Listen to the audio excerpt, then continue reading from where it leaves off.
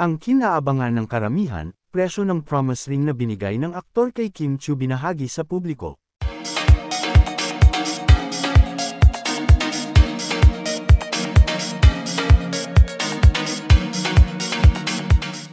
Hindi pa nga natatapos ang usapan tungkol kay Paolo Avellino at Kim Chiu. Dito nga ay hinihintay ng mga netizens ang pahayag ng aktor tungkol dito. Matapos ang isang araw, nagkaroon umano ng pagkakataon ng aktor na makapagsalita at magbigay ng pahayag tungkol sa balitang ito. Masayang nagsalita ang aktor at ani niya ay napakahalaga sa kanya na magbigay ng ganong regalo para sa kanyang minamahal. Dagdag pa nito, hindi mahalaga kung ano ang presyo ng regalo na ibinigay ko sa kanya dahil walang katumbas na halaga ang pagmamahal ko sa kanya.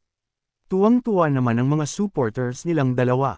At ayon naman sa ibang fans napakabuti daw umano ng aktor dahil hindi siya nagsasawang magbigay ng mga mamahaling bagay para kay Kim Chiu. And this are chika for today mga ka-showbiz, sana nag-enjoy kayo. Don't forget to like, share, subscribe and click the notification bell for more updates.